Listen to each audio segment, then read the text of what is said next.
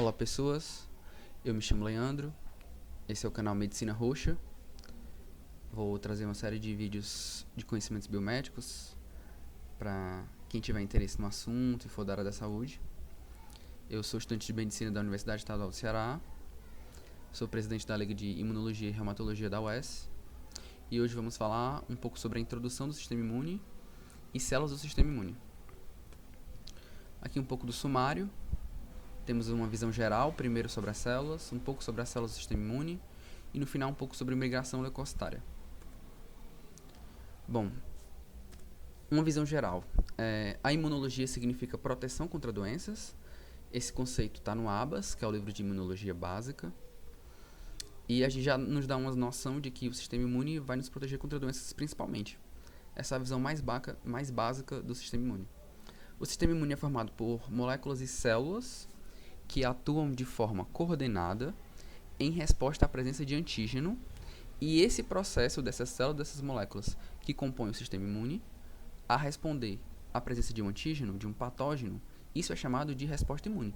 Então, a resposta imune é essa resposta das células e das moléculas que compõem o sistema imune à presença de um antígeno. É importante destacar que nem todo antígeno, nem todo corpo estranho vai gerar uma resposta imune significativa. E também antígeno não significa apenas corpo estranho. Existem antígenos que são autoantígenos, que são os antígenos próprios. E esses não têm que gerar uma resposta imune. No caso, se eles gerarem, pode ocasionar uma autoimunidade e pode ocasionar uma doença autoimune. Então, os antígenos que não geram uma resposta imune significativas não são chamados de imunógenos. E os antígenos que geram uma resposta imune significativa são chamados de imunógenos. A resposta imune independe da consequência fisiológica, pois pode gerar danos teciduais e sistêmicos, como no choque anafilático. Então, a resposta imune, que é o conceito que eu acabei de dar, ela nem sempre vai ser positiva para o corpo, ela pode ter consequências negativas. Algumas pessoas que podem não ainda se adentrar tanto num conhecimento do sistema imune, de imunologia, podem achar que a resposta imune é sempre positiva, e não necessariamente. Ela, numa resposta aguda muito rápida, muito efetiva, e também uma resposta crônica, mesmo que essa resposta não seja tão violenta, essa resposta imune não seja tão violenta, mas uma resposta crônica que acontece por vários e vários meses ou anos, como por exemplo no artrite reumatoide, pode acontecer de gerar danos aos tecidos, mesmo sendo uma resposta imune. Uma resposta que seria para proteger o corpo, mas acontece de forma muito aguda, muito forte, ou durante muito tempo, e aí o próprio tecido acaba ficando danificado e perdendo um pouco a sua função. Pode causar dores, perda de função. Então, nem sempre a resposta imune vai ser positiva para o corpo. O exemplo que eu dei aqui também do choque anafilático é quando você tem, por exemplo, uma picada de abelha. Essa picada de abelha tem uma peçonha, tem toxina ali. Isso é um corpo estranho e vai gerar uma resposta imune, porque tem antígenos. Nesse processo, vai gerar uma resposta imune que pode causar eritema, que é quando o indivíduo fica todo vermelho. Pode causar também edema, tanto do corpo como de face, e pode causar edema de glote. A glote é um órgão que está ali na faringe, que vai fazer essa divisão entre o que vai para a laringe, que deveria ser só ar, a via aérea, e a faringe, que faz parte do sistema digestório. Se tiver um edema daquela região, vai obstruir a passagem de ar para a laringe, e o indivíduo não vai mais conseguir respirar e pode ter um infarto por um aparato cardiorrespiratório, por exemplo. Então, a resposta imune nem sempre vai ser positiva para o corpo. O sistema imune é dividido em inato e adaptativo, é uma divisão didática, e aí muda as células e a função de cada uma, mas existe uma conexão entre ambas. Na prática, é um sistema que tem a função de proteger nosso corpo. Um pouco aqui sobre as células do sistema imune, essa divisão de inata e imunidade adaptativa. A gente tem primeiramente na imunidade inata barreiras epiteliais. Essas barreiras epiteliais funcionam como uma proteção física, então, para o patógeno poder nos infectar, ele tem que entrar no corpo. Mas se tem uma barreira física ali, principalmente de epitélio, ele não vai conseguir invadir. Então, é uma barreira física. Principalmente o epitélio produz algumas substâncias também que funcionam como uma substância antimicrobiana, que seriam defensinas e catalicidinas.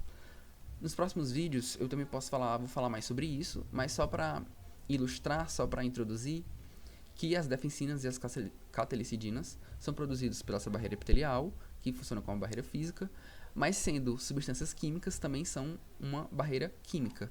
que vai servir como antimicrobiano. Então, vai destruir esses patógenos que tentarem adentrar.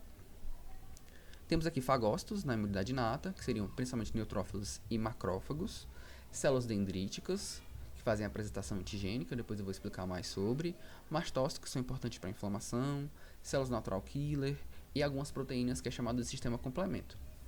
E na imunidade adaptativa, nós temos basicamente os linfócitos. Tem linfócito T, que produz células efetoras, que é importante para morte de células infectadas e também para a produção de anticorpos no caso do linfócito B. Agora explicando cada tipo, cada grupo celular. Aqui nós temos o fagócito, como eu falei, que é da imunidade inata. A função básica dos fagócitos é o killing de patógenos fagocitados. Então, esses macrófagos, esses neutrófilos, vão fagocitar o patógeno e vão fazer o killing, a morte desses patógenos. Pode ser também pedaços de patógenos, não necessariamente o patógeno, o micro-organismo inteiro. E tem várias enzimas que vão auxiliar esse processo para fazer esse killing. Existem basicamente dois tipos de fagócitos. Eu achei importante separar dessa forma, porque muitas vezes no exame, por exemplo, patológico, histológico, vai ser apresentado dessa forma. Não vai dizer necessariamente a célula, mas sim como ela se apresenta histologicamente. Então aqui a gente tem essa diferença de DNA, de polimorfonuclear e de mononuclear. O polimorfonuclear, obviamente, quando tem mais de um núcleo, tem vários lóbulos, que é no caso do neutrófilo, que tem 3 a 5, e o mononuclear tem apenas um núcleo. O neutrófilo, ele é o leucócito mais abundante na resposta inflamatória aguda, é o mais presente também no sangue. Se você pegar um esfregaço periférico, você vai perceber que os neutrófilos são que têm maior quantidade e que nas infecções, na inflamação, ele geralmente vai estar bastante aumentado. A função dele é fagocitar micro-organismos opsonizados e produtos de células necróticas. Leandro, o que significa esse opsonizado? São substâncias proteínas, como eu tinha falado aqui, ó, sistema complemento, são proteínas. Essas proteínas elas vão cobrir, vão se ligar ao patógeno e vão fazer uma cobertura nesse patógeno. Essas proteínas associadas ao patógeno é importante para sinalizar aos fagócitos de que aquilo é um corpo estranho que precisa ser destruído, fagocitado. E tudo isso ajuda ao fagócito também, de forma mais eficiente, a matar aquele patógeno. Outro exemplo de opsonização é a imunoglobulina G. Então, o IgG também é uma opsonina que vai fazer esse processo de opsonização. Mas nos próximos vídeos eu também vou falar mais sobre isso. Então, é importante também ressaltar aqui sobre células necróticas, porque durante esse processo de inflamação algumas células vão morrer. E pedaços dessas células próprias nossas mesmo, que morreram, serão células necróticas, também precisam ser destruídas para depois aquele tecido ser restaurado e ter o processo de cicatrização. Isso também é feito pelos macrófagos e pelos neutrófilos. Além de conter grânulos enzimáticos que auxiliam sua função de killing. Então, quando o neutrófilo, nesse caso, fagocita o patógeno e vai destruir esse patógeno, ele precisa de enzimas. E dentro do citoplasma dele tem grânulos enzimáticos que vai favorecer esse killing, essa destruição desse patógeno. Outro grupo seria os mononucleares, que seriam monócitos e macrófagos. Nesse caso, eles não têm vários núcleos. A gente tem macrófagos e monócitos após a diapedese. Para quem não sabe, diapedese é o processo do leucócito sair do sangue e ir até o tecido infectado. Então, esse processo de sair do sangue para o tecido infectado é chamado de diapedese. Acontece, obviamente, quando tem o recrutamento desses leucócitos em uma infecção, em uma inflamação. Então, eles também fazem um killing e eles fagocitam células necróticas e apoptóticas, porque as células também, quando infectadas, quando tem algum problema, elas podem ser induzidas à morte celular ou ela pode fazer isso por conta própria. Além de serem células apresentadoras de antígeno. Porque para ativar células, principalmente dos linfócitos, precisa apresentar esse antígeno para o linfócito T, por exemplo. E nesse caso, para ele ser ativado, precisa de uma célula apresentadora. E os macrófagos têm essa função. Os monócitos, depois que eles fazem a diapedese, é que eles também viram macrófagos. Então eles ficam no sangue como monócitos. Quando eles estão ativados, eles saem do sangue e fazem a diapedese, que é o processo de migração leucocitária que eu vou ensinar mais no final, e viram macrófagos e ajudam no reparo tecidual. Temos aqui algumas imagens, temos os neutrófilos numa micrografia de luz. Você pode perceber que tem lóbulos aqui, ó, não é apenas um núcleo, você tem diferentes lóbulos aqui, ó. Nesse caso aqui tem 3, né? Esse daqui é maior e você tem outros 2 aqui. A gente tem um monócito numa micrografia eletrônica. que você consegue ver aqui o monócito no sangue. Aqui ele ainda não se diferenciou em macrófago.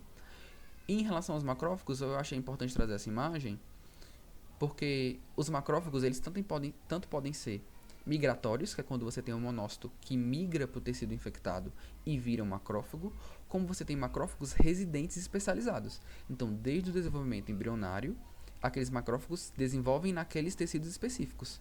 E eles recebem outros nomes, porque eles são diferentes entre si, a depender do tecido. Então, no cérebro, os equivalentes aos macrófagos dessa região do sistema nervoso central são as células microgliais. No fígado, são as células de Kupffer. No pulmão, o macrófago alveolar. E no baço, macrófagos sinusoidais. Grânulos não fagócitos. Granulócitos não fagócitos. Então, a gente tem algum grupo de células que são os granulócitos que não têm a função de fagocitar, mas eles também têm grânulos citoplasmáticos. A gente tem basófilos e mastócitos e o eosinófilos. Bom, basófilos e mastócitos eu juntei como se fosse um tópico só, porque eles são muito similares. O próprio livro fala sobre isso, que tem praticamente a mesma resposta. Basicamente, os basófilos estão no sangue e os mastócitos estão nos tecidos. Muito similares estrutural e funcionalmente, predominantemente basófilos estão no sangue e mastócitos nos tecidos. Após ativados, liberam mediadores, grânulos, que atuam na resposta contra infecções ou alérgenos.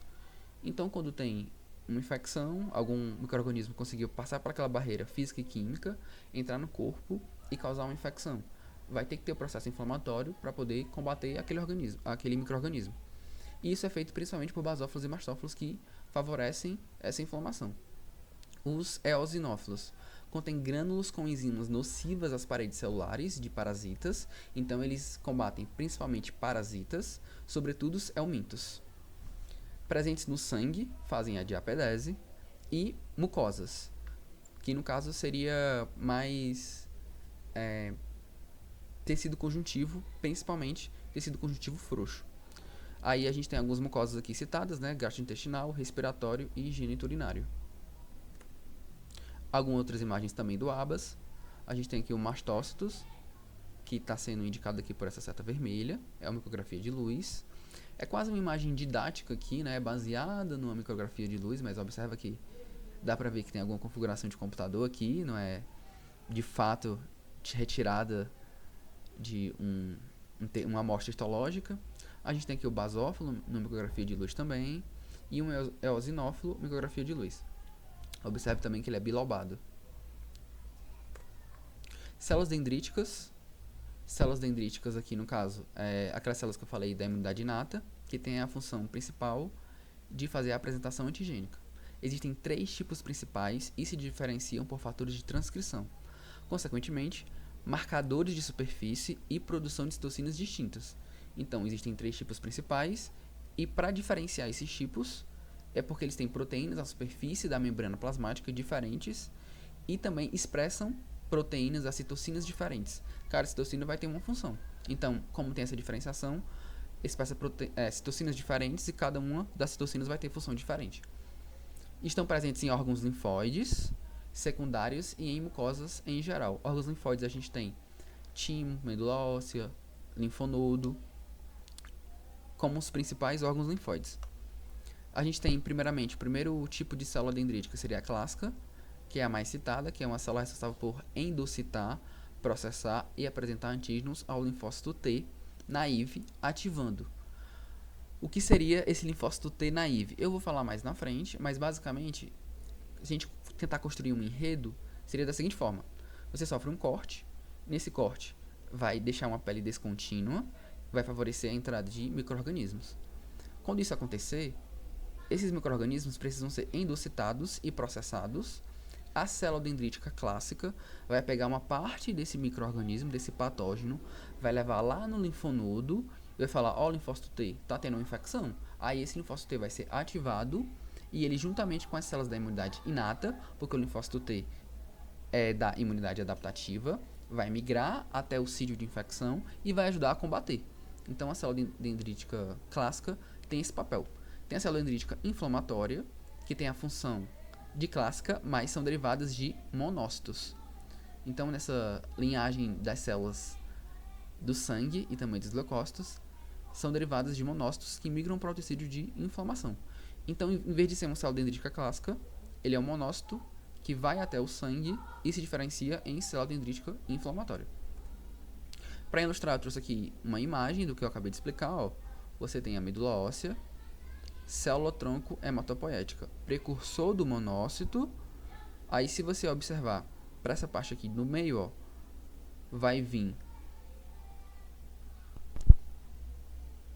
o monócito derivou para a célula dendrítica inflamatória.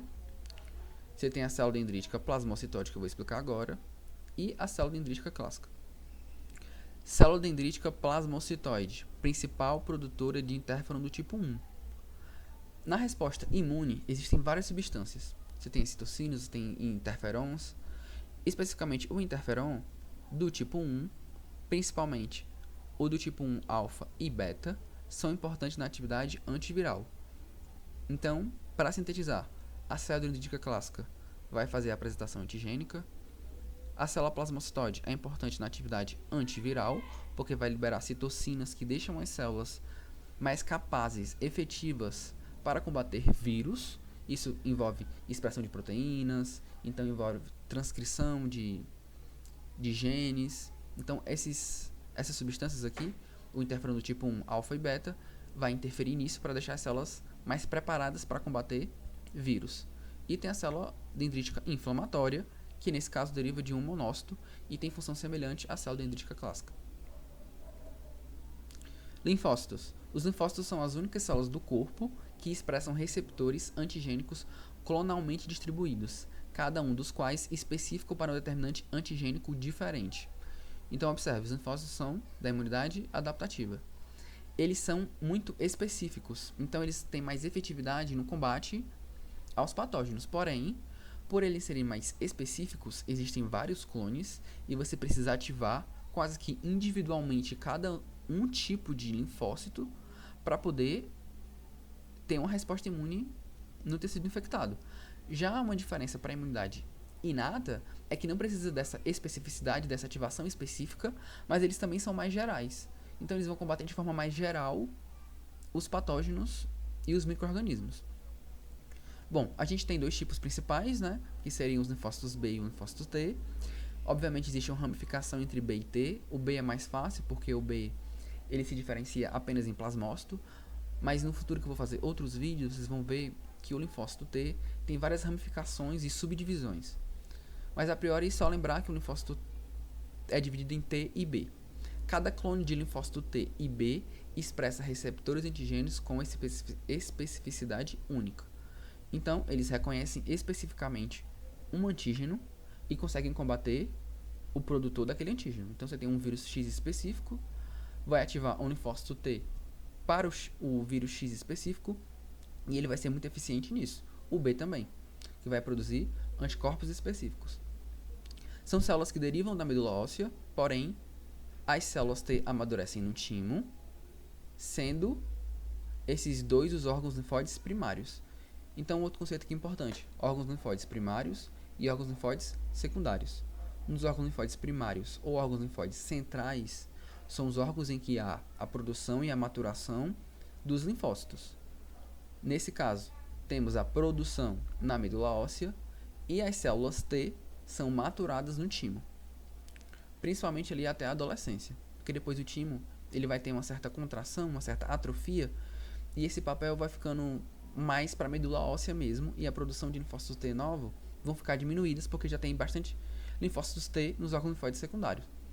Mas, a priori, conceitualmente, você tem esses órgãos linfóides primários ou centrais, timo e medula óssea.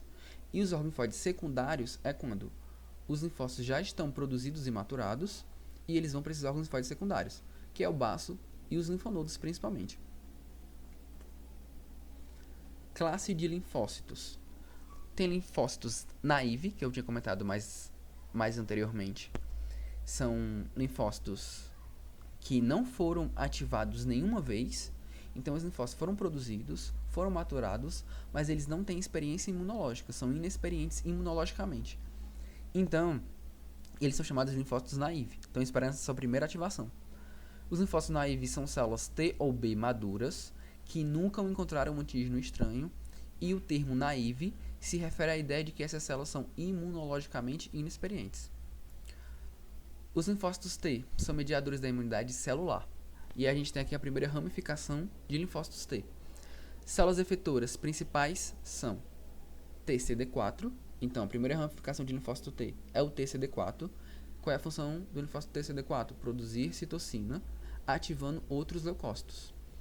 Então, para que o sistema imune, como eu tinha falado lá no primeiro slide, consiga ter a resposta imune, as células e as moléculas que compõem o sistema imune precisam agir de forma coordenada. Para ter essa coordenação, precisa de sinalização celular.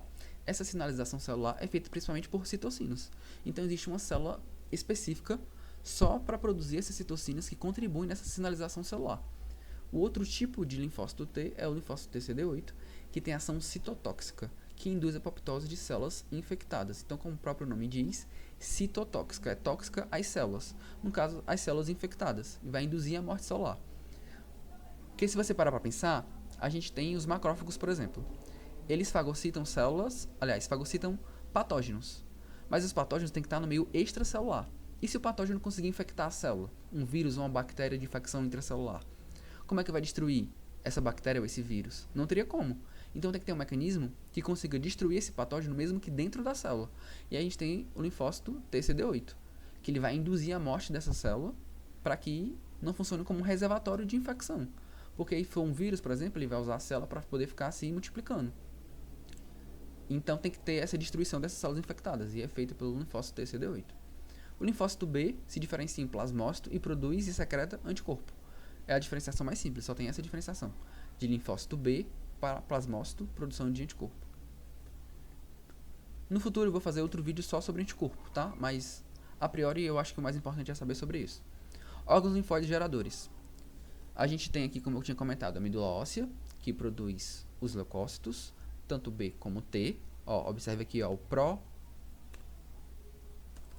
prolinfócito T. Aí ele migra para o timo e o timo faz essa maturação até ele virar um linfócito T maduro. No caso do linfócito B, ele é um prolinfócito B na medula óssea e vira um linfócito B maduro também na medula óssea. Uma dica seria linfócito T de timo, para relembrar, e B de baço. Porque no caso do linfócito T, ele vai para o timo, do timo ele vai para os órgãos linfóides secundários. E no caso do linfócito B, ele fica principalmente no baço. E aí não tem essa confusão de nomes.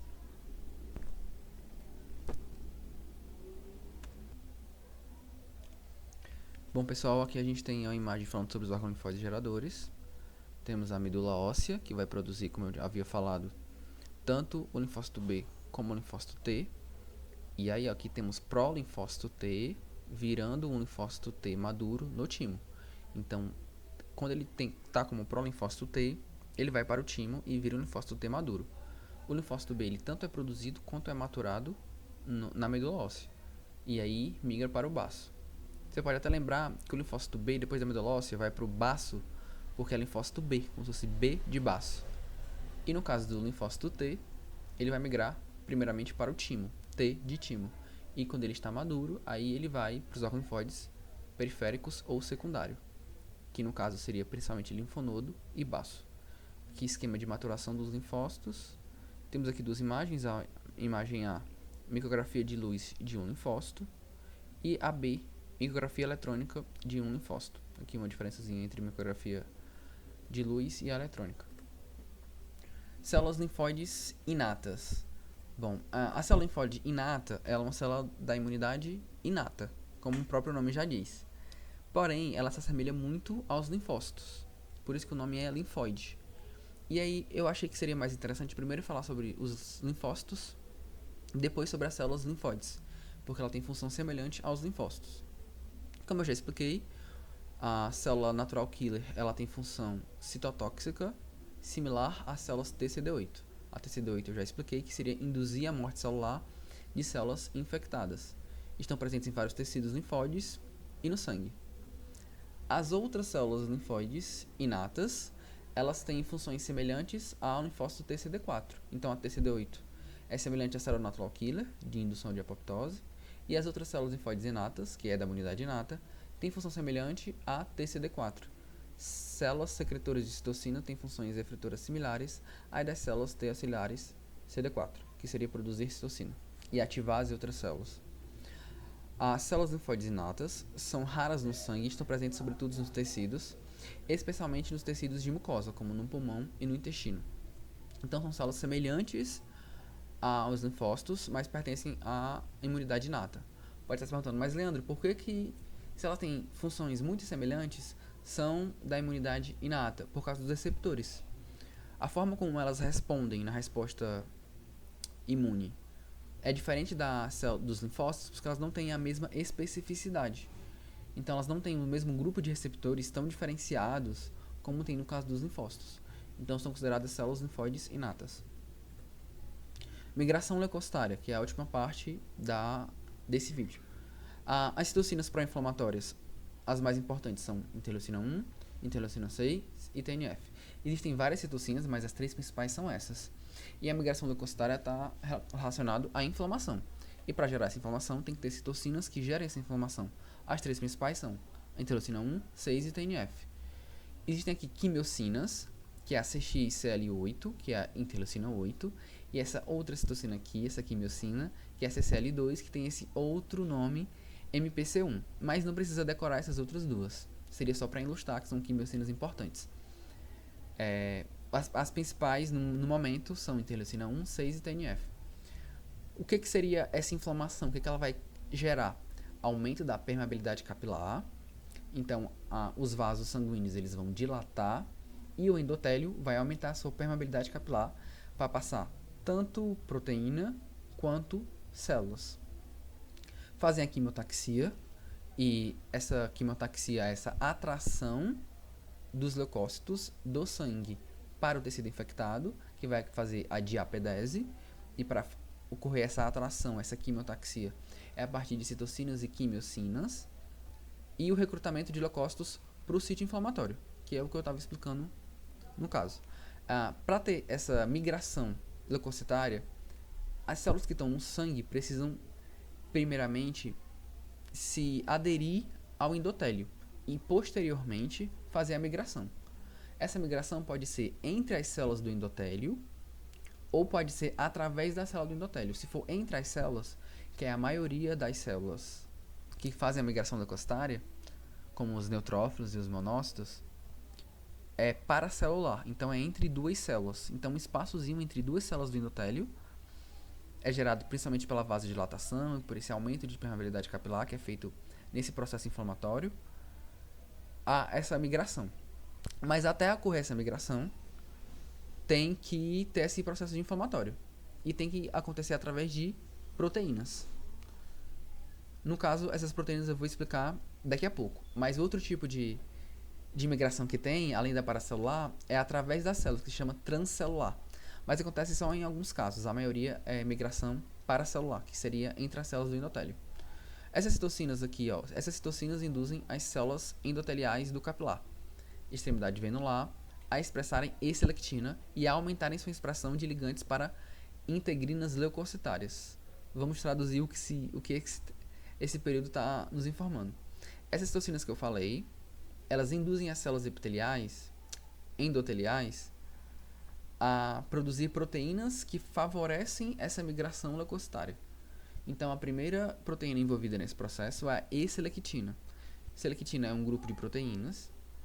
Nesse caso, a E-selectina, você pode lembrar de E-selectina de endotélio, porque existem mais de um tipo de selectina, mas a E-selectina é de endotélio.